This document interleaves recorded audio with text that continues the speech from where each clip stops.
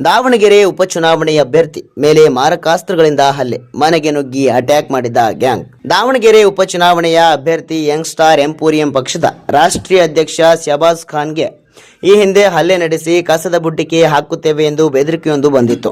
ಅದರಂತೆಯೇ ನಗರದ ಸುದ್ದುಗುಂಟೆಪಾಳ್ಯ ಪೊಲೀಸ್ ಠಾಣಾ ವ್ಯಾಪ್ತಿಯಲ್ಲಿ ಅವರ ಮೇಲೆ ದಾಳಿ ನಡೆಸಿದ ಘಟನೆ ನಡೆದಿದ್ದು, ಸುದ್ದುಗುಂಟೆಪಾಳ್ಯ ಪೊಲೀಸ್ ಠಾಣೆಯಲ್ಲಿ ಎಫ್ಐಆರ್ ದಾಖಲಾಗಿದೆ.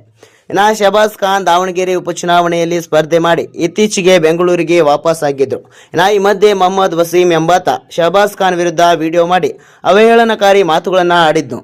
ಈ ಕುರಿತು ದಾವಣಗೆರೆ ಸೈಬರ್ ಪೊಲೀಸ್ ಠಾಣೆಯಲ್ಲಿ ಪ್ರಕರಣವೂ ದಾಖಲಾಗಿತ್ತು.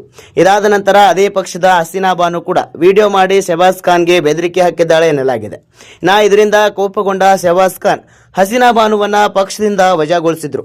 ಇದೇ ವಿಚಾರಕ್ಕೆ ಸಂಬಂಧಿಸಿದಂತೆ ಹಸೀನಾ ಬಾನು, ಜೈದ್, ನಿಲುಫರ್, ಮೊಹಮ್ಮದ್ ವಸೀಂ ಸೇರಿದಂತೆ 5-6 ಜನ ಶಹಬಾಜ್ ಖಾನ್ ನಿವಾಸಕ್ಕೆ ನುಗ್ಗಿ ಮುಂಚಿತವಾಗಿ ವಿಡಿಯೋದಲ್ಲಿ ಹಾಕಿದ ಬೆದರಿಕೆಯಂತೆ ಮಾರಕಾಸ್ತ್ರಗಳಿಂದ ಹಲ್ಲೆ ನಡೆಸಿದ್ದಾರೆ ಎಂದು ಆರೋಪಿಸಲಾಗಿದೆ. ಘಟನೆ ನಂತರ ಗಾಯಗೊಂಡ ಶಹಬಾಜ್ ಖಾನ್ ಚಿಕಿತ್ಸೆ ಪಡೆಯುತ್ತಿದ್ದಾರೆ.